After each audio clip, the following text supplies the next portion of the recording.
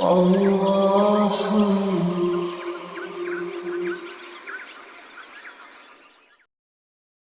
اعوذ باللہ من الشیطان الرجیم بسم اللہ الرحمن الرحیم۔ عزیزان ایمان، آج فروری 1982 کی 26 تاریخ ہے اور درس قرآن کریم کا آغاز سورہ محمد کی آیت 34 سے ہو رہا ہے۔ 47/3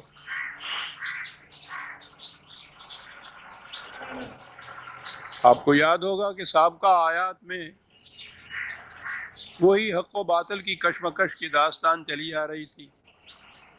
قرآن تو دنیا میں دو ہی فریق، دو ہی گروہ، دو ہی قوموں کو تسلیم کرتا ہے۔ ایک وہ جو قرآن کو تسلیم کرتے ہیں، نبوت محمدیہ صلی اللہ علیہ وسلم پر ایمان لاتے ہیں، اور دوسرا وہ جو اس سے انکار کرتے ہیں۔ گروہ ہی دو ہیں،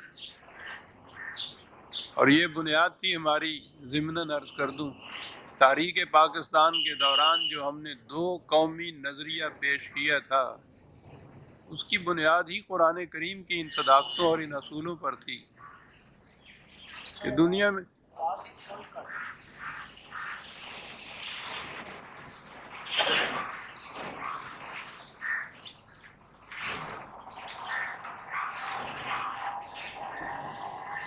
مخالفین کا گروہ، مخالفین کے معنی میدان جنگ میں جانے والے ہی نہیں ہیں۔ آپ کے اس نظریہ، اس عقیدہ، اس بنیاد، اس اصول، اس دین سے انکار کرنے والے، سرکشی کرنے والے، اور دوسرے اسے تسلیم کرنے والے۔ اور آپ کو یاد ہوگا میں نے کئی درسوں میں یہ بات عرض کی کہ یہ چیز پیدائش کے اعتبار سے ہی مختص نہیں ہوتی کہ مسلمانوں کے گھر میں پیدا ہو گئے تو وہ اپنے آپ کو صاحب ایمان کہیں۔ یہ کچھ کرنا پڑتا ہے، ایمان لانا پڑتا ہے۔ قرآن کریم نے خود مسلمانوں سے یہ کہا ہے کہ تم بھی ایمان لاؤ خدا پر، اس کے رسول پر، اس کی کتاب پر۔ تو یہ ایک چیز ہے جو ہر شخص کو عملاً یہ کرنا پڑتا ہے، پھر وہ اس گروہ میں شامل ہوتا ہے۔ میں پیدائش کے اعتبار سے، پیدائشاً تو کوئی بچہ بھی نہ وہ مومن ہوتا ہے نہ کافر ہوتا ہے، وہ تو انسان کی حیثیت سے پیدا ہوتا ہے، اور اسے خود اپنے بطیب خاطر برضا و رغبت، دل اور دماغ کی پوری رضامندی کے ساتھ ان دونوں راستوں میں سے ایک راستہ اختیار کرنا ہوتا ہے۔ اس لیے قرآن کریم میں آپ دیکھیے، کفرو بھی اور آمنو بھی، یہ صیغے جسے کہتے ہیں فعل کے صیغے، ورب کے صیغے ہیں۔ یہ کرنا ہوتا ہے۔ وہ جو ایمان لاتا ہے، وہ جو کفر اختیار کرتا ہے، کفر بھی اختیار کرنا ہوتا ہے، ایمان بھی اختیار کرنا یا لانا ہوتا ہے۔ آج خود یہ چیزیں نہیں ہو جاتی، تو وہ جو ایمان لاتے ہیں اور ان شرائط کے ساتھ جو قرآن کریم میں مذکور ہیں، اور اس کے برعکس دوسرا گروہ ہے جو اس سے انکار کرتے ہیں۔ انکار ہی نہیں ہے بلکہ کفر کے اندر تو سرکشی بھی آ جاتی ہے، مخالفت بھی آ جاتی ہے۔ یہ دوسرا گروہ ہے۔ تو ان دونوں گروہوں کا ذکر چلا آ رہا تھا، اور جماعت مومنین سے کہا یا ایھا الذین آمنوا اطیعوا اللہ و اطیعوا الرسول ولا تبطلوا اعمالکم۔ یہاں وہ اطاعت کی بات آ گئی، اللہ اور رسول کی اطاعت کرو، ایسا نہ کرو گے تو تمہارے اعمال رائے گاں چلے جائیں گے۔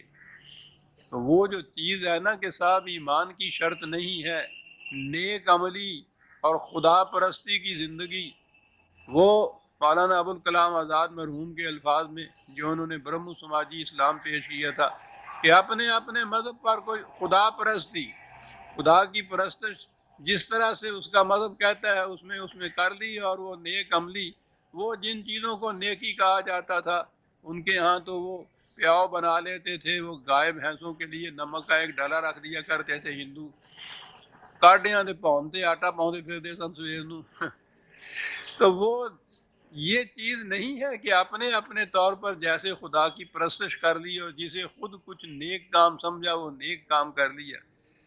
خدا پر ایمان لانا تو ایک مثبت عمل ہے، حقیقت میں یہ ایک نظریے کی تبدیلی ہے، زندگی کی روش اسی بنیاد کے اوپر قائم ہوتی ہے، عمارت اس پہ اٹھتی ہے جسے ایمان کہتے ہیں آپ۔ یہ ہے جس سے ارادہ بنتا ہے، عزم ہوتا ہے، اس کے مطابق پھر قدم اٹھتا ہے۔ یعنی آپ نے گھر سے نکلنا ہے تو آپ پہلے ذہن میں طے کرتے ہیں نا مجھے کہاں جانا ہے۔ یہ جو طے کرنا ہے کہ میری زندگی کا مقصد اور منزل کون سی ہے، یہ ایمان ہے، یہ طے کرنا پڑتا ہے آپ کو۔ اس طے کرنے کے بعد جب آپ نے ایک منزل کو متعین کیا تو اب آپ کا ہر قدم اس منزل کی طرف اٹھے گا، یہ نیک عمل ہے۔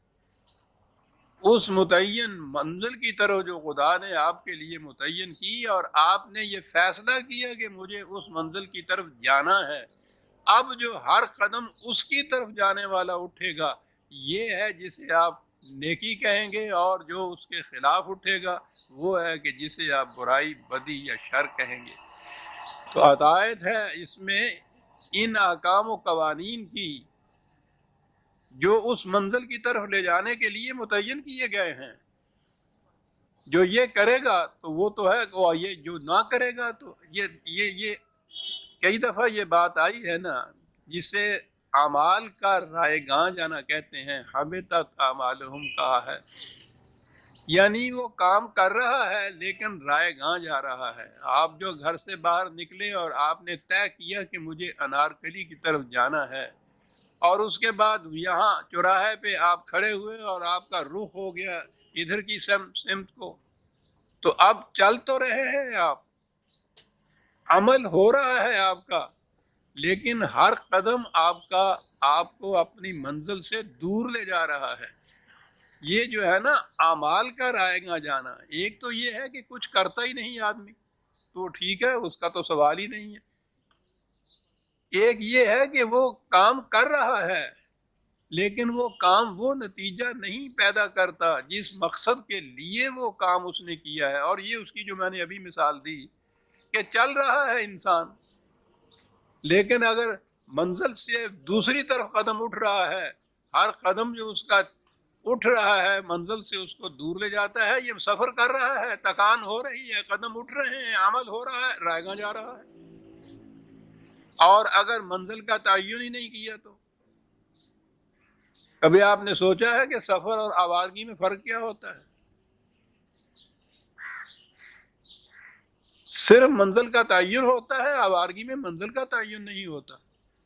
سارا دن چلتا رہتا ہے یہ آوارہ، میں سمجھتا ہوں یہ آوارہ گرد جو ہے وہ تو مسافر سے بھی زیادہ چلتا ہے، اتنے چکر کاٹتا ہے، لیکن وہ کسی منزل پہ نہیں پہنچتا، تھک جاتا ہے شام کو۔ اعمال رائے گاں جانا اسے کہتے ہیں۔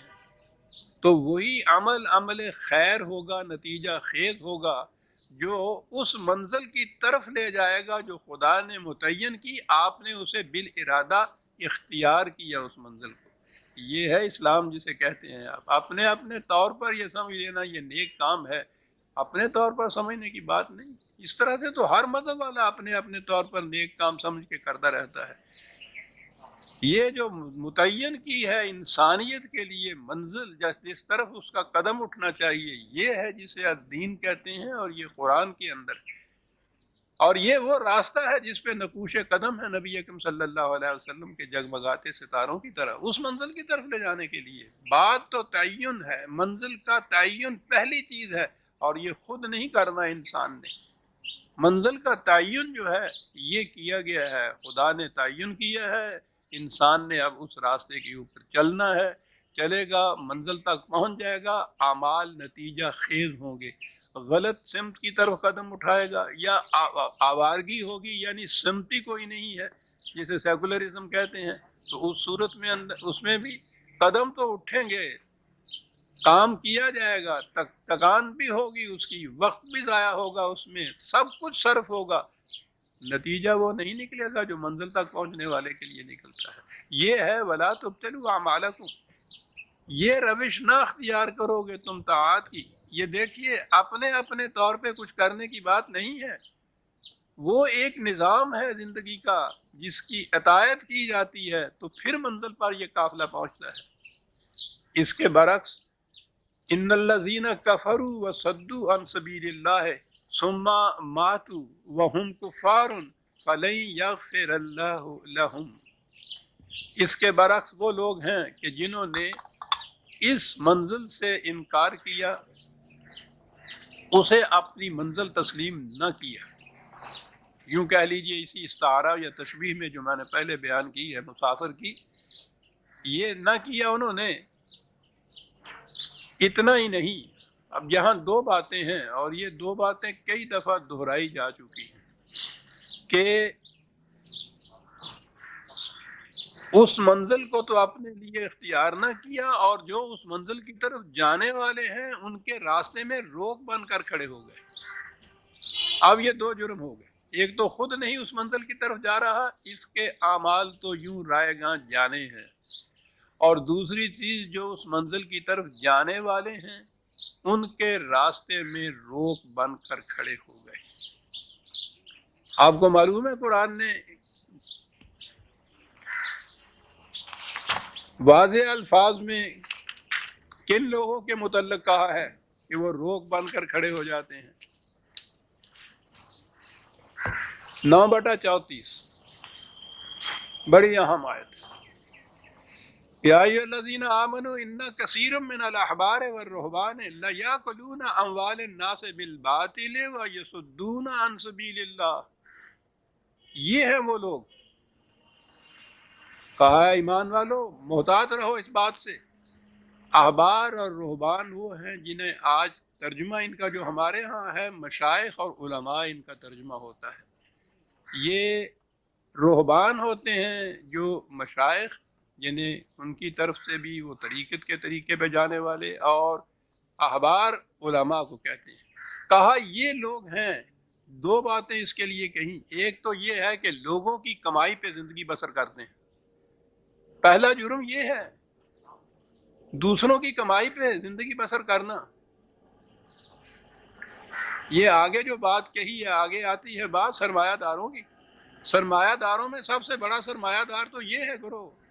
سرمایہ دار کیا ہے؟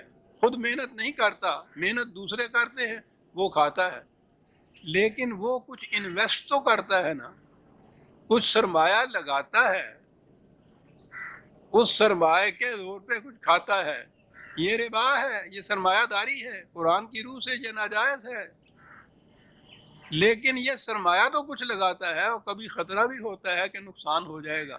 یہ جو گروہ قرآن نے گنائے ہیں احبار اور رہبان کے، علماء اور مشائخ کے، دوسروں کی کمائی پہ کھاتے ہیں اور کچھ انویسٹ بھی نہیں کرتے، یعنی خطرہ ہی کوئی نہیں ہے کہ رقم ڈوب جائے گی۔ کما کے وہ لاتے ہیں، حضور کے پیش بھی کرتے ہیں، ہاتھ باندھتے ہیں، پیر چومتے ہیں،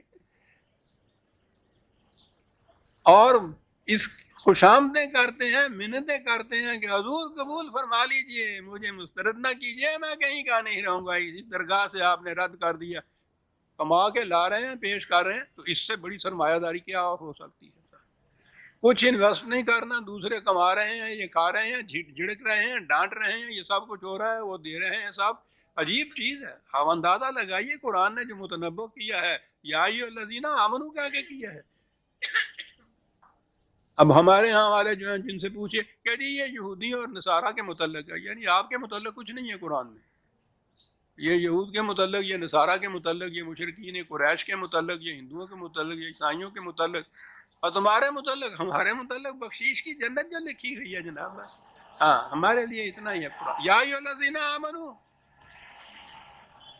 قرآن ہے عزیزان من، میرے آپ کے تخیلات کے تابع نہیں چلتا، بڑی واضح بات کرتا۔ یا ایھا الذین آمنوا، یاد رکھو، ان کثیر من الاحبار والرہبان لیاکلون اموال الناس، یہ تو یہاں تک بالبات لوگوں کا مال کھاتے ہیں باطل طریقے سے، ایک بات، اور دوسری وَيَصُدُّونَ عَن سَبِيلِ اللَّهِ، یہ ہے چیز اصل۔ ذہنوں میں یہ ہے کہ چلیے صاحب دوسروں کی کمائی پہ ہی کھاتے، صحیح خدا کی طرف جانے والے راستے کی طرف رہنمائی تو کرتے ہیں نا۔ وہ کہا یہی تو ہیں جو اس راستے میں روک بان کے کھڑے ہوتے ہیں۔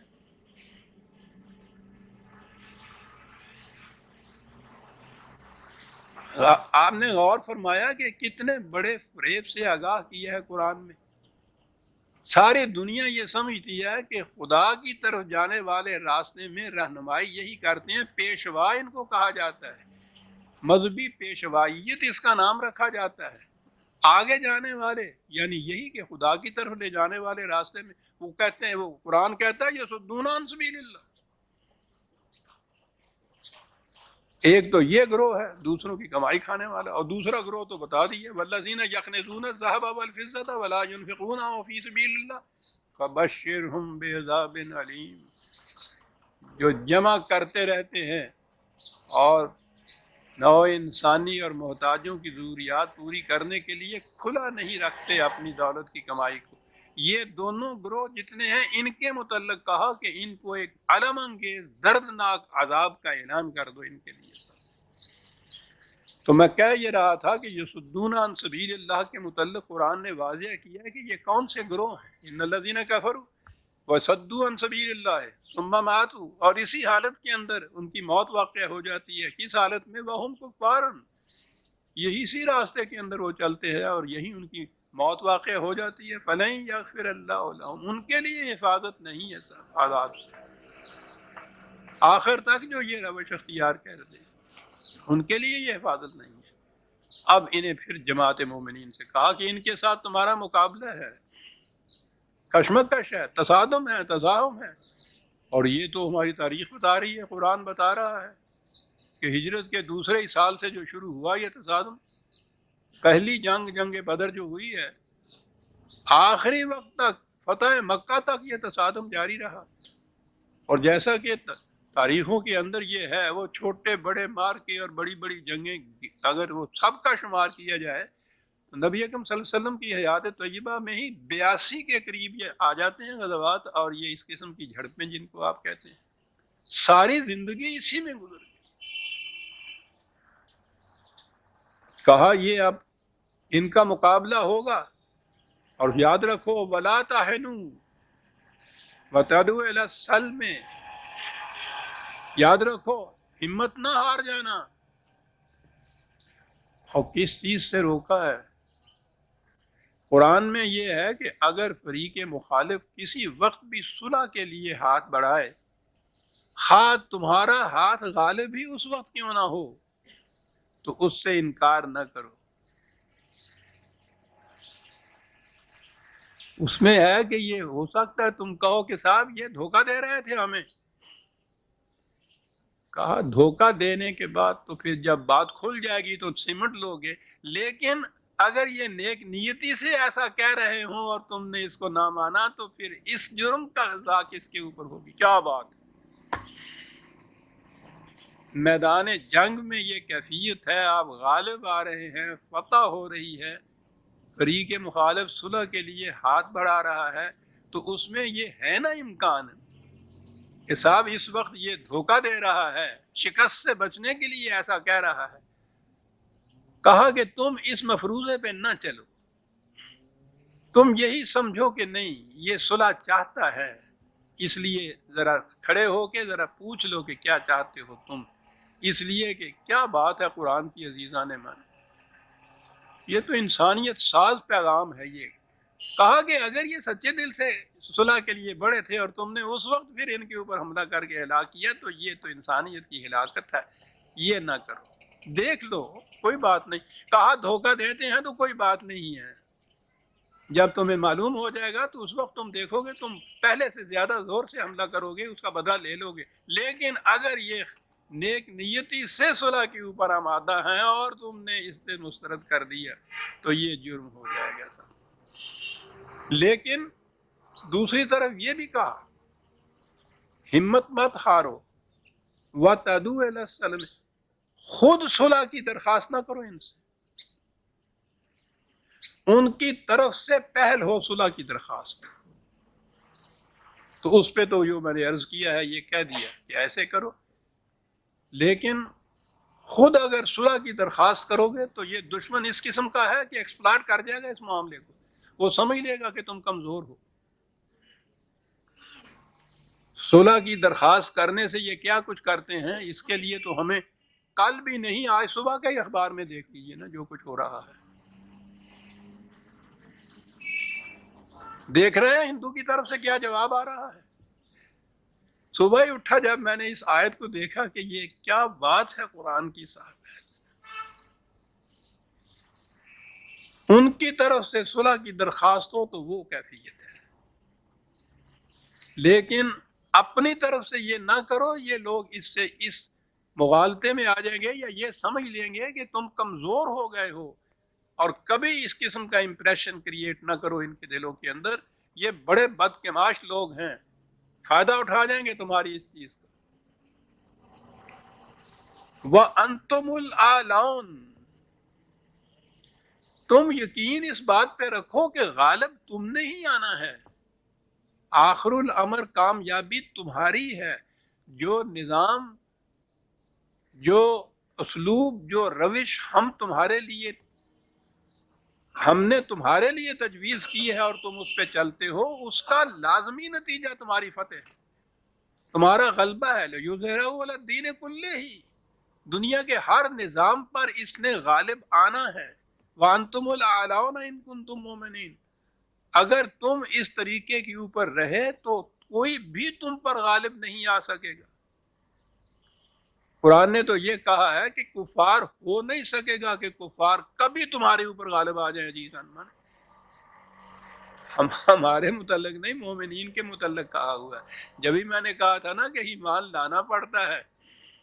مسلمانوں کے گھر میں پیدا ہو کے اپنے آپ کو مومن سمجھ لینا، یہی تو سب سے بڑی خود فریبی ہے. وہ تو شرط یہ بتاتا ہے مومن کی کہ دنیا کی کوئی جماعت اس پہ غالب نہیں آ سکے گی. اور ایک ہم ہیں جو اپنے آپ کو مومن تو سمجھتے ہیں، دنیا کی ہر جماعت ہم پہ غالب آ جاتی ہے.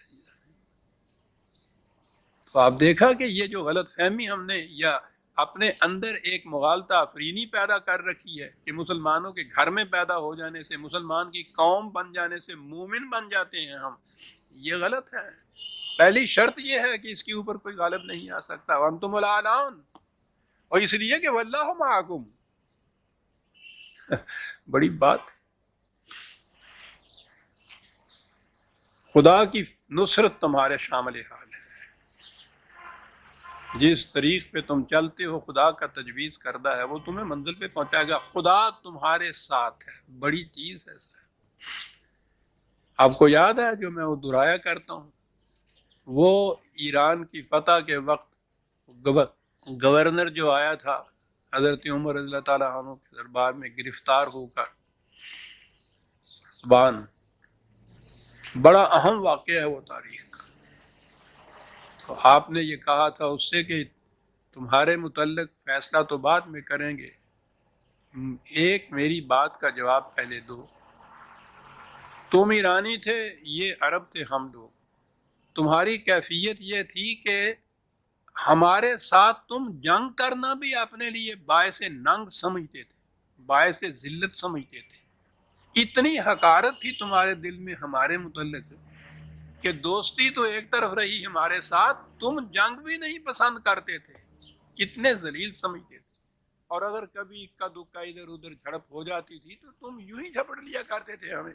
کہا کہ وہی ہم ہیں، وہی تم ہو. اب کیفیت تمہاری یہ ہے کہ سارا ملک ہم نے تمہارا فتح کیا ہوا ہے، تم پا بجولا میرے سامنے کھڑے ہو. تمہارا شہنشاہ جو ہے وہ اپنی جان بچانے کے لیے پنچکیوں میں پناہ لے رہا ہے. کہا یہ کوئی صدیوں کی بات نہیں ہے، انہی دنوں کی بات ہے. کہا میں یہ پوچھنا کیا چاہتا ہوں کہ یہ اتنی بڑی تبدیلی، ایسا انقلاب کیسے آ گیا. عزیزان من سوچئے، وہ لوگ وہ جانتے تھے اسلام کیا ہے اور خدا کا ساتھ ہونا کیا کہتے ہیں، ہم کیا سمجھ سکتے ہیں. اس نے کہا کہ عمر بات تو بڑی صاف ہے.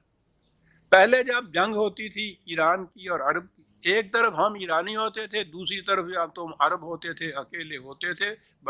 اس طرح سے دو قوموں میں جنگ تھی. کہنے لگے اب جو جنگ ہوتی ہے، ایک طرف تو ہم ایرانی اکیلے ہوتے ہیں، دوسری طرف عرب اور ان کے ساتھ ان کا خدا ہوتا ہے. ہم کیا، دنیا کی کوئی طاقت بھی تم پہ غالب نہیں آ سکتی. وہ جانتا تھا، یہ فکرہ اس کا، کہ اب عرب تنہا نہیں ہمارے سامنے آتے، ہم تو تنہا ہی ہوتے ہیں، اور عربوں کے ساتھ ان کا خدا ہوتا ہے۔ تو ایران ہی نہیں، دنیا کی کوئی طاقت بھی اب تمہارا مقابلہ نہیں کر سکے گی۔ وہ جانتے تھے اس چیز کو کہ خدا کا ساتھ ہونا کیا معنی رکھتا ہے، ہمیں کیا معلوم ہے عزیزان من؟ ہم تو یہ جانتے ہیں ہوا معکم ہے نا معکم، تم قرآن نے یہ بھی تو کہہ دیا کہ تم جہاں ہو خدا تمہارے ساتھ ہوگا، ٹھیک ہے وہ ہے ہی ہمارے ساتھ۔ کہاں وہ ساتھ ہونا جو اس نے بتایا تھا، کہاں ہم اپنے ذہن میں جو اپنے آپ کو مغالطہ دے رہے ہیں۔ واللہ معکم یہاں کا انتم الاعلون واللہ معکم، تم ہی غالب آؤ گے، کیوں؟ اس لیے کہ خدا تمہارے ساتھ ہے۔ تو خدا تو اس نے کہا ہے میں ہر جگہ ہوتا ہوں، پھر خاص طور پہ ان کے ساتھ کیسے ہوا؟ اس لیے کہ وہ جو اس نے راستہ تجویز کیا تھا ان کے لیے، اس پہ جو چل رہے ہیں، اس اعتبار سے وہ ساتھ ہے، وہ تو رہنما ہے، وہ تو ہادی ہے، آگے آگے قافلے کے جا رہا ہے۔ معیت تو یہ ہے نا جو خدا کی، وَمَعَكُمْ وَلَن يَتْرِكَكُمْ أَعْمَالَكُمْ۔ تم اس منزل کی طرف نہ جاتے تو ہر قدم تمہارا جو تھا، ہر عمل تمہارا رائے گا جاتا۔ اب جو اس کی طرف تم جا رہے ہو، جو راستہ اس نے تجویز کیا ہے، تمہارے اعمال کے نتیجے میں ذرا بھی کمی نہیں ہوگی۔ تقابل دونوں کا چلا جا رہا ہے جہاں بھی آپ دیکھیں گے۔ کہا یہ کیوں ہے یہ جو کچھ ہم اتنا کچھ کہہ رہے ہیں؟ یہ آپ کو یاد ہے قرآن جہاں کوئی دعویٰ کرتا ہے دلیل دیتا ہے، ثبوت دیتا ہے، بات سمجھاتا ہے۔ کہا ایک یہ گروہ ہیں، ان کے نزدیک زندگی نام ہے، یہی طبعی زندگی، فزیکل لائف، کھانا پینا، افزائش نسل کرنا، اس کے بعد مر جانا، اس سے بلند مقصد کوئی نہیں ہے۔ یہ ہے زندگی۔ کہا اس کی حقیقت کیا ہے اس ساری زندگی کی؟ کچھ کھیل ہے، کچھ تماشا ہے، تھوڑے سے وقت کے لیے اس میں لذت مل جاتی ہے، ہدایت مل جاتی ہے، کوئی بلند مقصد زندگی کا نہیں ہے۔ یہ قرآن نے کہا ہے کہ یہ زندگی جو ہے یہ تو حیوانات کی سطح کی زندگی ہے، وہ بھی کھاتے ہیں، پیتے ہیں، افزائش نسل کرتے ہیں، مر جاتے ہیں۔ تو یہ تو انسانیت کی سطح کی زندگی نہیں ہے۔ انسانیت کی سطح کی زندگی تو ادھر آتی ہے کہ یہ ساری چیزیں دنیاوی اسباب و سامان بھی نہایت ضروری ہے، لیکن یہ ایک بلند مقصد کے حاصل کرنے کا ذریعہ ہے، اور وہ بلند مقصد جو ہے وہ ہے دنیا میں خدا کا قائم کیا ہوا نظام، اس کو نافذ کرنا، یہاں انسانیت کو اس راستے پہ چلانا جو خدا نے اس کے لیے متعین کیا ہے، یہ بلند مقصد ہے۔ اور کہا اس مقصد کے لیے وہ جو سیکولر لائف جس کو آپ نے کہا ہے، وہ حیوانوں کی زندگی، کفر کی زندگی، اس میں ہر آن انسان موت سے ڈرتا ہے، کوئی مرنا نہیں چاہتا۔ یہ ننھی سی چونٹی بھی اگر آئے اور اس کے سامنے آپ تنکا بھی کھڑا کریں تو آپ دیکھتے ہیں اس میں بھی وہ مقابلہ کرتی ہے یا راستہ چھوڑ دیتی ہے۔ یہ جو زندگی پیاری ہے نا، پریزرویشن آف سیلف، یہ لائف یا زندگی کا اپنا اندرونی تقاضا ہے۔ زندگی خود اپنی حفاظت چاہتی ہے، یہ بنیادی چیز ہے۔ کہا ٹھیک ہے، یہاں تک کہ زندگی مومن اور کافر دونوں کی جسم کی زندگی تو یہ ہے، یہ بھی حفاظت چاہتا ہے اپنی، لیکن آگے ایک بات آتی ہے، وہ اس کی زندگی تو وہیں ختم ہو جاتی ہے، اپنی زندگی کی حفاظت، جان کی حفاظت، جسم کی حفاظت۔ اور مومن یہ ہے کہ جہاں حق اور باطل میں تصادم پیدا ہوتا ہے، حق کی کامیابی کے لیے زندگی دینی پڑتی ہے تو وہ اسے حیات جاویدہ تسلیم کرتا، کہتا یہ ہے معاملہ وہ جہاں تم غالب آ جاتے ہو۔ وہ موت سے ڈر کے بھاگتا ہے، تم موت کو آگے جا کے بڑھ کے گلے سے لگا لیتے ہو۔ کہا دیکھا دونوں میں کتنا فرق ہے۔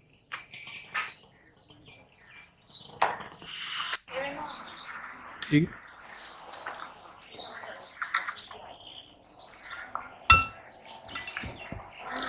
قرآن نے تو عزیزان من 4 لفظوں میں بات بتا دی. یہ جو تھی قابل رشک کامیابیاں، تاریخ جن کی مثال پیش نہیں کرتی. اس نے کہا 2 ہی باتیں تھیں. میدان جنگ میں جانے والا سپاہی، موت اس کے لیے حیات جاویدہ کا دروازہ کھول رہی تھی، وہ نظر آ رہا تھا. دوسری بات یہ ہوتی ہے مرنے والے یا سپاہی کے دل میں کہ میں تو مر گیا تو میرے پیچھے جو بال بچے رہ جائیں گے ان کا کون پرسان حال ہے. کہا یہ تو اس نظام نے بنیادی طور پہ طے کر رکھا ہے کہ مملکت کے ہر فرد کی ضروریات زندگی کی ذمہ داری جو ہے وہ مملکت کے سر ہے. وہ مطمئن ہوتا ہے کہ پیچھے جو کچھ رہ گئے ہیں مجھے ان کی فکر کیا ہے. جہاں تک میرا تعلق ہے موت تو میرے لیے ایک نئی زندگی کا دروازہ کھول رہی ہے. کہا اس سپاہی کا مقابلہ دنیا میں کوئی شخص بھی کر سکتا جو موت کو ہنس کے آگے لے اور پیچھے جو رہ گئے ہیں ان کے متعلق کوئی فکر نہ ہو اس کو.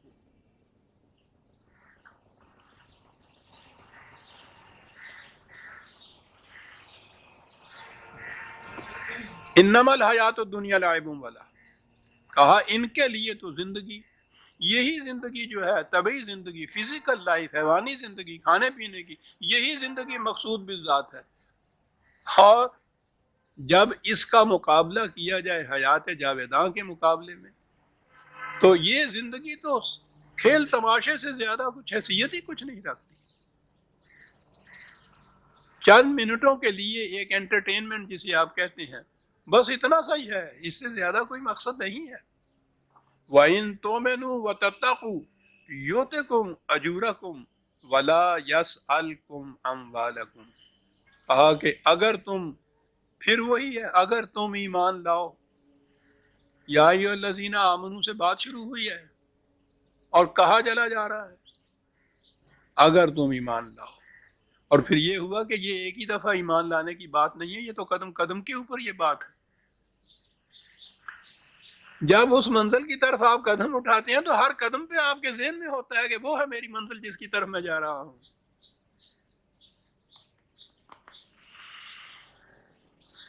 وَتَتَّقُوا، اور نگہداشت رکھو قوانین خداوندی کی. وہ جو راستے چلتے ہوئے مائل سٹونز آتے ہیں نا، سنگ میل، جو بتاتے ہیں یہ راستہ کدھر جاتا ہے، کتنا طے تم نے کر لیا، کتنا باقی رہ گیا. وہ وہاں لکھا ہوا ہوتا ہے کہ یہی سڑک جا رہی ہے سیدھی جدھر تم نے جانا ہے ملتان کی طرف. کہا ہم نے راستے میں یہ سنگ میل لگا دیے ہوئے ہیں، چلتے جاؤ تو ان کو پڑھتے بھی جاؤ، دیکھتے چلے جاؤ کہیں قدم غلط سمت کی طرف تو نہیں اٹھ گیا. یہ ہے وہ ابدی رہنمائی جسے قرآن کہتا ہے جو راستے میں یہ نشانات راہ اس نے لگا دیے ہیں. نشانات راہ لگا دیے اور ان کی حفاظت کا ذمہ خود لے لیا، یعنی قرآن کی حفاظت کا ذمہ، تاکہ مسافر کہیں بھی غلط فہمی میں مبتلا نہ ہو جائے کہ میں صحیح راستے پہ جا رہا ہوں درا حال ہے کہ وہ غلط راہ پہ چل رہا ہو. غلط راہ پہ چلے گا، 4 قدم چلے گا تو اس کو نشان راہ نظر آ جائے گا، وہاں لکھا ہوا ہوگا کہ غلط راستے پہ تمہارا قدم اٹھ گیا ہے. اسے کہتے ہیں توبہ. وہاں سے وہ کیا کرے گا؟ واپس لوٹے گا. یہ واپس لوٹنا جو ہے یہ خود ایک عمل ہے، اسے کہتے ہیں توبہ. یا اللہ میری توبہ، یا اللہ میری توبہ نہیں. وہاں سے واپس لوٹنا، اس جگہ آنا جہاں سے قدم غلط سمت کی طرف اٹھ گیا تھا. تابہ ہوا یہ واپس وہاں آ جانا. تو وہاں آ کے کھڑا ہو گیا تو پھر چلا پہنچ جائے گا منزل پہ. نہیں، یہاں کیا کرنا ہوگا؟ یہاں سے پھر چلنا ہوگا نا. تابہ واصلہ، واپس لوٹا اس چوراہے پہ جہاں سے غلط قدم اٹھا تھا اور پھر وہ صحیح راستے کے اوپر قدم اٹھا کے چلا آگے. تابہ واصلہ، سارے قرآن میں یہ دونوں چیزیں. کیا بات ہے اس توبہ کی. اور اسی لیے کہا کہ جب ایسا وقت باقی نہ رہے جہاں تم پھر چل سکو صحیح راستے پہ تو توبہ کچھ معنی نہیں رکھتی. وہ تو صحیح سمت کی طرف جانے کے لیے واپس آنا تھا جناب. تتق یؤتکم اجورکم، تمہاری محنتوں کا محصل ملتا جائے گا. بڑی چیز ہے محنت کا ضائع نہ ہونا. لیکن یہاں تو جو ملتا ہے محنت کا محصل ملتا ہے، بیٹھے رہنے سے تو نہیں ملتا کچھ. ولا یسألکم اموالکم، اور یاد رکھو یہ جو نظام خداوندی قائم کیا جا رہا ہے، نبی اکرم صلی اللہ علیہ وسلم ایک خدا کی حکومت قائم کر رہے ہیں، اس کے نظام کے مملکت کے ابتدائی دور میں ضرورت ہوگی اخراجات کی، ابھی اس کی آمدنی تو اتنی آئی ہوگی نہیں، تو ان سے ہی لینا ہوگا۔ کہا یہ ٹھیک ہے، اس وقت ایسا نظر آتا ہے جیسا یہ نظام، یہ مملکت تم سے کچھ مانگ رہا ہے، تم سے لے رہا ہے۔ یاد رکھو قرآن نے جو کہا ہے نا کہ یہ قرضہ ہے جو ہم تم سے لے رہے ہیں، اور قرض حسنہ ہے، نہایت خوبصورتی سے ادا کر دیا جائے گا تمہیں۔ یہ جو انسانوں کو ہم قرضہ دیتے ہیں ان سے تو ایک پیسہ بھی جو اس سے زائد لینا ہے، جو جتنا دیا ہے اصل زر سے زائد کسی شکل میں بھی ہو، عزیزان من، یہ ربا ہے، یاد رکھیے گا۔ ہاں اس کے نام آپ جتنا جی چاہے الگ رکھ لیں، یہاں وہ تو جو اصل زر سے ایک پائی بھی زیادہ لینی ہے کسی انسان سے، وہ تو اتنا بڑا جرم۔ اور اپنے متعلق کہا کہ اگرچہ یہ قرض جو ہم لیتے ہیں قرض حسنہ لیتے ہیں، یعنی وہ ذہن میں یہ نہ رکھو ربا والی بات، لیکن ہم جو واپس دیں گے تو 700 گنا واپس دیں گے تمہیں جناب۔ یہ ربا اور سود نہیں ہے، یہ تو کہا یہ زیادتی جو مل رہی ہے نا، یہ کسان جو ایک دانہ بوتا ہے اس میں سے 700 دانے ملتے ہیں نا اس کو، اسے تو سود نہیں کہتے نا، یہ تو ربا نہیں ہے نا، کیونکہ وہ محنت کر کے ایک دانے سے 100 دانے لیتا ہے۔ تو اس لیے ہم جو تم سے قرضہ لیتے ہیں اس قرضے کو اتنا زیادہ لوٹا کے دیں گے۔ بات صاف ہے، کوئی نظام کوئی مملکت جب آپ اسے قائم کرنے لگیں گے تو اس پہ خرچ ہی خرچ ہوگا، اسٹیبلش کرنا ہے آپ نے، اس کو ڈیولپ کرنا ہے آپ نے، اس کو اس وقت دینا ہوگا۔ ایک ایک پائی لے لے گا وہ تو تم سے، لے کیا لے گا، تم خود جا کے ایک ایک پائی وہاں اس کو جا کے دے آؤ گے، لیکن جب یہ قائم ہو جائے گا تو اس کے بعد پھر اس اتنا سیلاب کی طرح آتا ہے، پھر اس طرف واپس دولت اور اموال جو آتے ہیں، سمجھ میں نہیں آتے کریں کیا ان کو جناب، اتنا ملتا ہے اس کے بعد۔ تو کہا یہ جو اس نظام کے ابتدائی ایام میں تم لوگوں سے کچھ مانگا جاتا ہے، لیا جاتا ہے، تم خود بھی آگے دیتے ہو، تو یاد رکھو یہ نہیں ہے کہ تمہیں واپس نہیں مل سکتا، اتنا واپس ملے گا تمہارے سمجھ میں نہیں آئے گی بات۔ ابتدائی دور تو ایک طرف رہا، حضرت عمر رضی اللہ تعالیٰ عنہ کے زمانے میں جب 22 لاکھ مربع میل کے اوپر مملکت پھیل گئی تھی، تو ایک صوبے کا خراج یا آمدنی انکم ادھر کی وہ لے کے آئے تھے، حضرت ابو ہریرہ رضی اللہ تعالیٰ عنہ تھے محصل، تو شام کے قریب آئے اور انہوں نے آ کے کہا کہ جی میں لے آیا ہوں، تو ان سے پوچھا کہ کتنا لے آئے ہو، تو انہوں نے یہ عربوں کے ہاں یہ گنتی جو ہے 1000 تک کی تو ہوتی ہے، وہ آگے 1000 کے آگے ان کے ہنزا ہی نہیں ہوتا، 2000 10,000 20,000 یوں کہنا پڑتا ہے۔ ہمارے ہاں تو یہ ہے نا کہ 10,000 پھر لاکھ پھر 10 لاکھ پھر کروڑ پھر 10 کروڑ پھر ارب، یوں اس زبان میں ہنزے یہ نہیں تھے۔ بہرحال انہوں نے بتایا وہ ہزاروں کے حساب سے کہ اتنے ہزار یہ سب کچھ۔ حضرت عمر نے کہا کہ کچھ سفر کر کے آئے ہو، تھکے ہوئے نظر آتے ہو، اس لیے کچھ ہوش کی بات کرو، جاؤ سو آ کے بتانا مجھے کتنا لائے ہو۔ باور نہیں کیا جا رہا تھا کہ اتنا مل رہا ہے، اور اس میں ایک پائی بھی ناجائز نہیں تھی۔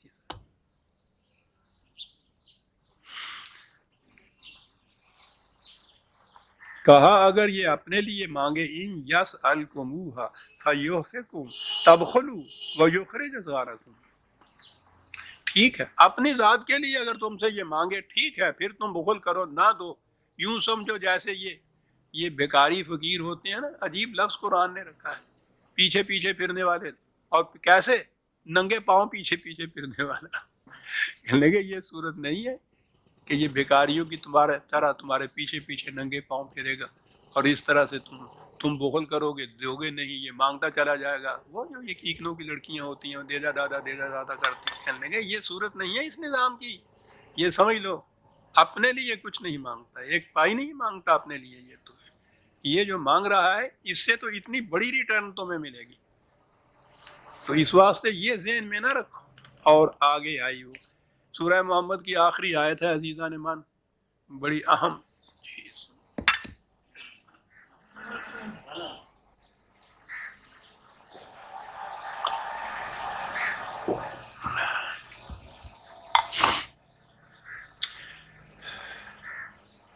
آپ نے دیکھا ہوگا، اب تو ہم دوسری مرتبہ بھی قرآن کریم کی 26ویں پارے پہ آئے ہوئے ہیں، تو یہ تو سینکڑوں مرتبہ یہ چیزیں آ گئی۔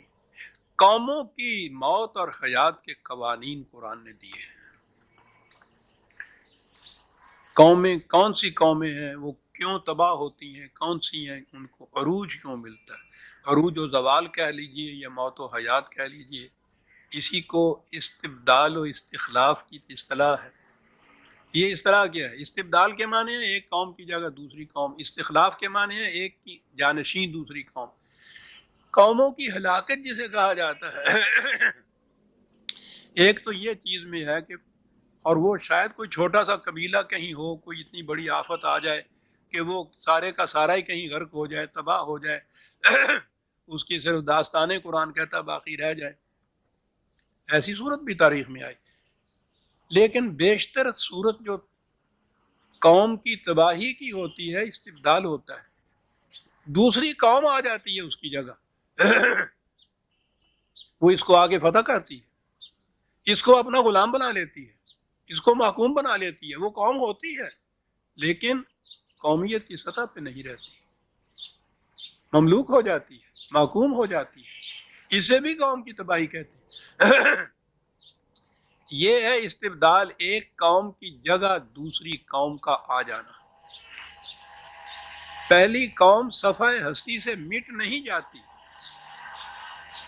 دوسری قوم غالب آ جاتی ہے اور ان کو اپنا مملوک اور محکوم بنا لیتی ہے۔ یہ ایک چیز ہے جو قرآن نے متعدد مقامات پہ کہی ہے کہ تبدیل کر دی جائے گی یہ قوم۔ اور سنیے عزیزان من، یہ جو جماعت مومنین کا ذکر ہو رہا ہے ان کے متعلق کیا کہا جا رہا ہے؟ ہاں انتم ہؤلاء تدعون لتنفقوا فی سبیل اللہ، کہا کہ اس نظام کے ابتدائی ایام میں تم سے کہا جا رہا ہے کہ یہ جو خدا کی طرف جانے والا راستہ ہے، یہ نظام ہے، یہ صحیح مملکت ہے، اس کے اسٹیبلش کرنے کے لیے تمہیں مالی ایثار کرنا ہوگا۔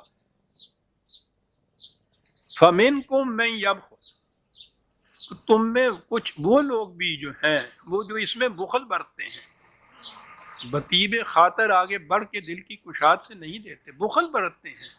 بخلا کے معنی ہوتا ہے اپنی ذات کے لیے کچھ رکھ لینا انفاق کے معنی ہوتا ہے دوسروں کی بہبود کے لیے کھلا رکھ دینا، تو ان کی یہ کیفیت ہے۔ کیا بات ہے! وَمَن يَبْخَلْ فَإِنَّمَا يَبْخَلُ عَن نَفْسِهِ، جو اس مقام پر جو ایک ملی اور قومی اور اجتماعی ضرورت ہے اس میں نہیں دیتا اور بخل کرتا ہے، کہا وہ کسی دوسرے کے خلاف بخل نہیں کر رہا، وہ اپنی ذات کے خلاف بخل کر رہا ہے۔ قوم کو اگر شکست ہو گئی ایسے موقع کے اوپر، نہ کہہ رہا منزلت باشد نہ میرا، یہ بھی اسی میں آ جائے گا جو اتنا کچھ سنبھال کے اپنی ذات کے لیے رکھتا ہے۔ ایسے وقت میں اجتماعی اور قومی اور ملی اور یوں قرآن کی روح سے دینی تقاضے کے اوپر اپنی ذات کو ترجیح دے دینا جو ہے اپنے لیے تباہی خریدنا ہے۔ کہا یہ اپنے آپ سے بخل کرتا ہے جو ایسا کرتا ہے، اور آگے ہے اپنے آپ سے سمجھ یہ رہا ہے کہ خدا مانگ رہا ہے، واللہ الغنی وانتم الفقراء، یہ نہ سمجھو کہ خدا معاذ اللہ محتاج ہو گیا تم سے وہ پیسے مانگ رہا ہے، وہ تو غنی علی العالمین ہے، محتاج تو تم ہو اس کے، یہ سارا کچھ تمہارے لیے وہ کر رہا ہے، کہہ رہا ہے جو کچھ اس نے اس میں سے کچھ نہیں لینا۔ اور آگے ہے وہ بات جو ہمارے ساتھ بیتی، وَإِن تَتَوَلَّوْا، اگر تم اس سے روگردانی کرو گے، اس نظام سے پھر جاؤ گے، یستبدل قوما غیرکم، تمہاری جگہ دوسری قوم آ جائے گی، یاد رکھو۔ اور وہ کیسی قوم آئے گی؟ ثم لا یکون امثالکم، پھر وہ تمہارے جیسی نہیں ہوگی۔ تو عزیزان ایمان، یہ بات جو میں نے کہی ہے، یہ نہیں کہ وہ قوم صفحہ 80 سے مٹ جاتی ہے، اس کا فرد باقی کوئی نہیں رہتا، وہ تو زندہ رہتی ہے، لیکن وہ زندگی اس کی جہنم کی زندگی ہوتی ہے، نہ زندہ ہوتی ہے نہ موت اس کو آتی ہے، اس قوم کو محکوم ہو جاتی ہے، مملوک ہو جاتی ہے، مفتوح ہو جاتی ہے، ذلیل ہو جاتی ہے، انسانیت کے درجے سے گر جاتی ہے۔ یستبدل قوما غیرکم، تمہاری جگہ دوسری قوم آ جائے گی، یاد رکھو۔ ثم لا یکون امثالکم، پھر وہ تمہارے جیسی قوم نہیں ہوگی۔ استبدال قومی کے لیے قرآن نے عزیزان من دو جگہ، ویسے تو متعدد مقام پہ یہ بات کہی، لیکن دو جگہ اس نے، ایک تو یہاں کہا ہے کہ جب انفاق کی ضرورت ہو، یعنی مالی قربانی کی ضرورت جب ہو، تو اس وقت یہ چیز اگر بخل برتا جائے گا تو وہ یاد رکھیے وہ قوم، دوسری قوم آ جائے گی اس کی جگہ لینے کے لیے، اور یہ قوم مغلوب و مفتوح ہو جائے گی۔ دوسرے مقام پہ ہے 9/39، الا تنفروا يعذبكم عذابا الیلا، یہ جہاد کے لیے نکلنے کے لیے، میدان جنگ میں جانے کے لیے، یہ مالی قربانی تھی، وہ جانی قربانی آ گئی۔ کہا اگر ایسے وقت میں تم نہ نکلو گے حق کی حمایت کے لیے، جان دینے کے لیے، تو اس کا نتیجہ بھی ایک علم انگیز عذاب ہوگا۔ محکومیت کا عذاب اس سے زیادہ علم انگیز اور کیا ہو سکتا ہے عزیزان مان، بشرطے کہ انسانیت کا مادہ اندر ہو اور انسان تذلیل کو بھی اعزاز سمجھے، اور جو پھر اس کا عادی ہو جائے وہ سوال ہی نہیں ہے، اس کو کہنا اور جدی مار لے ایک پانے۔ عذاباً علیماً، وہ کیا ہے عذاب علیم؟ یستبدل قوما غیرکم، تمہاری جگہ دوسری قوم آ جائے گی۔ اور جو کہا کہ وہ قوم یہ بھی بتا دیا کہ جو کہا ہے نا کہ تمہارے جیسی نہیں ہوگی، یہ 9/39 تھی ریفرنس جو میں نے ابھی عرض کی، تمہارے جیسی نہیں ہوگی، کیسی وہ ہوگی؟ 5/54 نسخے ہیں تو سامنے رکھیے، بڑی اہم آیت۔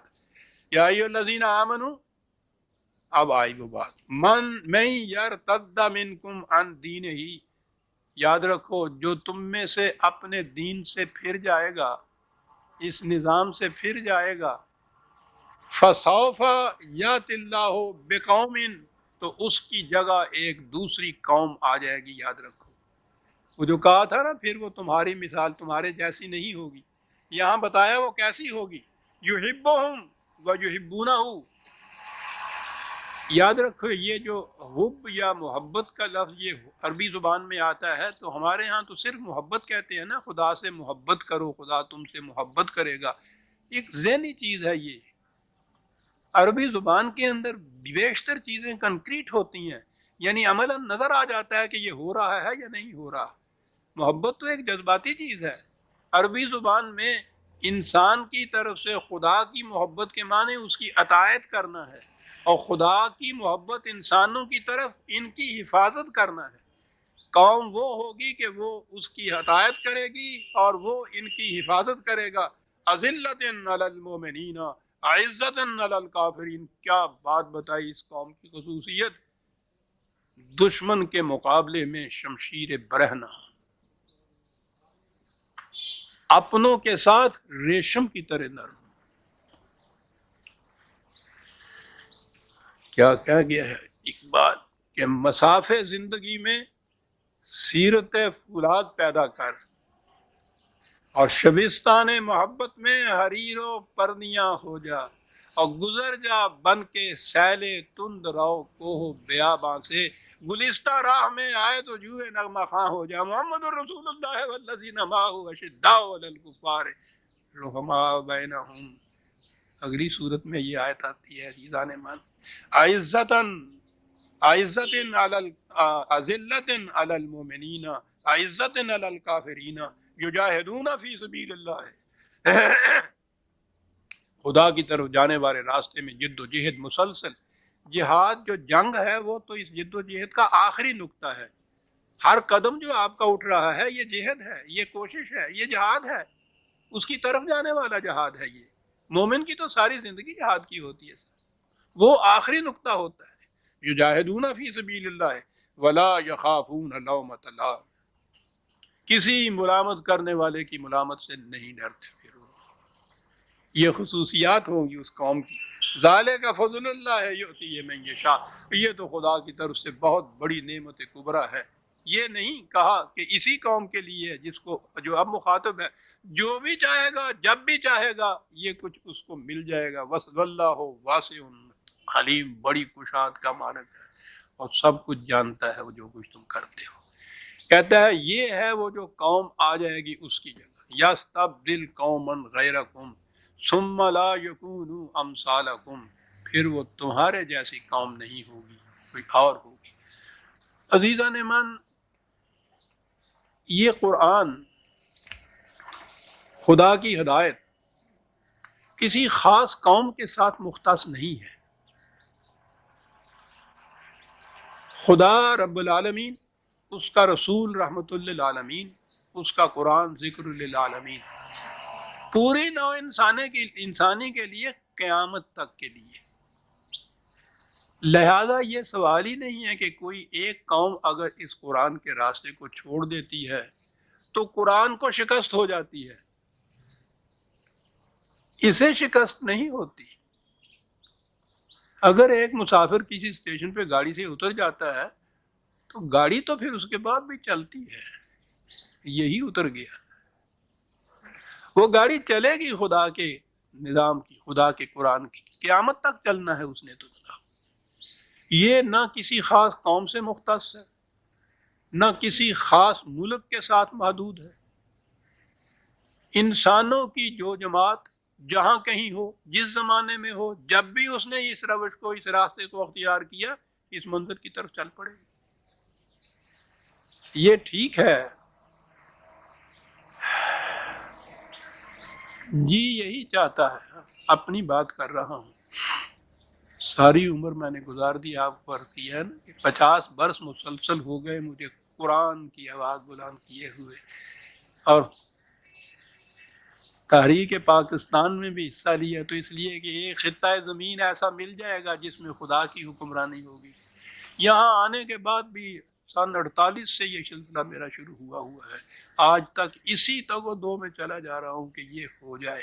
یہ آیتیں میرے سامنے ہیں جب اس نے کہا ہے کہ جو قوم یہ کچھ نہ کرے گی اس کی جگہ دوسری قوم لے لے گی. اور ضروری نہیں کہ یہ اسی قوم میں، یہ اسی ملک کے اندر ہو، کہیں اور ہو جائے گا.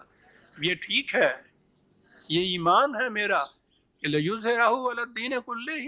اس نظام نے دنیا کے ہر نظام پر غالب آ کر رہنا ہے، یہاں نہ صحیح کہیں اور صحیح. لیکن میں نے کہا ہے کہ جی یہی چاہتا تھا کہ یہی وطن، یہی ارض پاک، یہی پاکستان، یہی قوم جس میں ہم ہیں، جس مقصد کے لیے اسے حاصل کیا تھا، وہ نظام یہی قائم ہو. جی چاہتا تھا، اس لیے اس میں لگا رہا، کوشش کرتا رہا. لیکن اگر یہ یہاں نہیں ہوتا ہے تو یہ اس نظام کی شکست نہیں ہے. سورج نکلنے کے بعد اگر کوئی اپنی آنکھیں بند کر لیتا ہے تو سورج کی روشنی نہیں گم ہو جاتی، یہ محروم ہو جاتا ہے اس روشنی سے. سورج تو چمک رہا ہے، جو بھی آنکھیں کھولے گی قوم وہ اس سے مستنیر ہو جائے گی، وہ اس سے فائدہ اٹھا لے گی. اس لیے یہ بات کہ فلاں جگہ مسلمانوں نے اپنے ہاں یہ دعویٰ کیا، کوشش تو خیر کیا کی، اور یہ دیکھیے صاحب یہ وہ آگے چلا ہی نہیں ہے، اور وہ دوسری قومیں پھر تانا دیتی ہیں کہ اسلام ایک چلا ہوا کارتوس ہے، کسی زمانے میں تو اس نے یہ نتائج پیدا کیے تھے، اب اس میں وہ بات نہیں رہی. وہ ہماری حالت کو دیکھ کے اس کا اندازہ لگاتے ہیں، اور ہم میں یہ جرت نہیں ہے کہ ہم ان سے کہہ دیں کہ ہم تو پیدائشی طور پہ مسلمانوں کے گھر پیدا ہو گئے اس لیے مسلمان ہیں، ہم مومن نہیں ہیں. ہم میں یہ جرت نہیں یہ کہنے کی. یہ جرت ہو تو بہت بڑا کام ہے جو ہم کر جائیں، کم از کم اسلام تو بدنام نہ ہو اس کے بعد. یہ تو ان سے کہے کہ ہم نے کوئی بات اسلامی نہیں کی تھی اس لیے یہ ہوا، لیکن ہماری تو کیفیت یہ ہے کہ جو کچھ ہم کرتے ہیں اسلامی، اور وہ رہتا ہے ناکام، امپریکٹیکیبل، اور دنیا پھر یہ کہتی ہے کہ صاحب اسلام نہیں پریکٹیکیبل آج اس دنیا کے اندر رہا، یہ دوہرا جرم ہے جو ہم سے سرزد ہو رہا ہے۔ یہ بات نہیں عزیزان مان، قرآن نے تو کہا ہے کہ یہ تو ہر نظام پہ اس نے غالب آنا ہے، اگر یہ غالب نہیں آ رہا تو یہ وہ نظام نہیں ہے جو ہم قائم کر رہے ہیں عزیزان مان۔ اور پھر یہ بھی نہیں ہے کہ یہ ایک دفعہ ناکام، کسی ایک مقام پہ ناکام رہ گیا تو ہر جگہ ناکام رہے گا۔ اس آیہ جلیلہ کے آخر میں سمجھتا ہوں کہ جو میں نے یوں کہا ہے، اقبال کے الفاظ میں کہہ دوں کہ مجھ سے بہتر کہنے والا تھا وہ شخص، اس کا دل بھی اسی پہ تڑپتا تھا۔ یہ جاوید نامے میں وہ ایک پورا باب ہے قرآن کے متعلق، جو ہے چند اشعار اس کے جو ہے سن لیجئے، 2-3 منٹ دے دیں گے آپ؟ شکریہ۔ محفل ما بے میو بے ساقی است، کیا بات کہتا ہے۔ ٹھیک ہے، ہماری محفل کے اندر نہ شراب توحید باقی ہے، نہ ساقی باقی ہے، اجڑی ہوئی محفل ہے، کیا بات ہے، لیکن ساز قرآن را نواہا باقی است، قرآن کے ساز کے تاروں میں تو ہزاروں نغمے ابھی پوشیدہ ہیں، وہ نہیں ختم ہو گیا۔ ہماری محفل ختم ہوئی، ہماری شراب ختم ہوئی، ہمارے ساقی ختم ہو گئے، اس میں تو نواہا باقی است، زخمہ ما بے اثر افتد اگر۔ یہ ستار آپ نے دیکھی ہے نا، تاریں جس میں ہوتی ہیں، جس میں بجاتے ہیں تو وہ نغمہ نکلتا ہے، وہ تار کے اندر کہتے ہیں پنہا ہو، لیکن وہ مضراب ہوتی ہے جس سے چھیڑتے ہیں تار کو تو جب نغمہ باہر آتا ہے۔ نظام بڑی حسین تشبیہ ہے۔ یہ نظام خداوندی تو زمانے کی تاریخ اور فضا کی تاروں کے اندر مضمر ہے۔ زخمہ ور کی ضرورت ہے، مضراب کی ضرورت ہے، وہ یوں کرے گا تو یہ نغمہ نکلے گا۔ تو قرآن کی تار میں تو نغمے اتنے ہیں، کہا اگر کوئی ایک زخمہ، وہ جو مضراب والا ہے، زخمے والا ہے، مضراب والا ہے، اگر وہ ٹوٹ گئی ہے مضراب اس کی، یا وہ نہیں اس کو استعمال کر رہا تو کوئی بات نہیں، آسماں دارد ہزاراں زخمہ وار، اس کے پاس ہزاروں اس قسم کے مضراب والے موجود ہے۔ ذکر حق از امتاں آمد غنی، خدا کا ذکر قوموں کا محتاج نہیں ہے۔ از زمانوں از مکان آمد غنی، وہ کسی خاص زمانے کا بھی محتاج نہیں، کسی خاص وطن کا بھی محتاج نہیں۔ ذکر حق از ذکر ہر ذاکر جداست، وہ قدیم ہے، لا یزال ہے، ابدی طور پہ رہنے والا ہے، ذاکر کوئی رہے یا نہ رہے کوئی بات نہیں ہے، ذکر وہ محفوظ رہتا ہے۔ احتیاج روم و شام اورا کجاست، وہ اس کا بھی محتاج نہیں ہے کہ روم میں یہ آیا ہے یا شام میں آیا ہے، کہیں ہو اس پورے ارض کے کسی خطے کے اندر بھی ہو۔ اور آگے بات ہے، حق اگر از پیش ما بردار دش، پیش قوم دیگرے بھی گزار دشت، اگر ہم سے خدا نے اس کو چھین لیا کیونکہ ہم اس پہ عمل نہیں کر رہے تھے تو یہ پھر ناکام نہیں، کوئی دوسری قوم ہوگی جس کے سامنے یہ چلا جائے گا۔ کہا کہ میں نے از مسلمان دیدم تقلید و زن، ہر زمان جانم بلرز در بدن، کیا کہتے ہیں، میں نے اس مسلمان میں 2 باتیں دیکھی، عجیب چیزیں عزیزان من، یہ شخص 2 لفظوں میں ساری کہانی کہہ جاتا ہے، تقلید اور زن۔ مذہب پرست طبقہ جو ہے وہ تقلید میں چلا ہوا ہے، 1000 برس پیشتر کی جو چیزیں ہیں ان کو آج کہہ رہا ہے کہ یہ اسلام ہے جو چلنے کے قابل نہیں ہے، تقلید ہے۔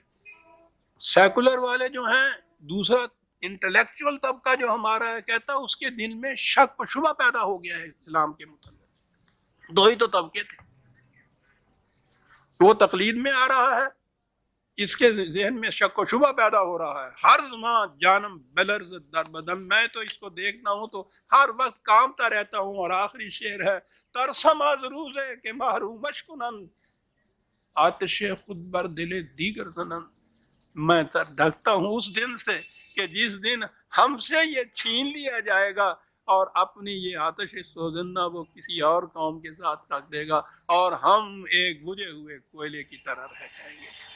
سورہ محمد کی آخری آیت بھی آج ہم نے ختم کی۔ آئندہ درس میں ہم سورہ الفتح 48ویں سورت لیں گے، اور پھر کون سی سورت اہم نہیں لیکن وہ بڑی عظیم سورت آتی ہے۔ ربنا تقبل منا انک انت السمیع العلیم۔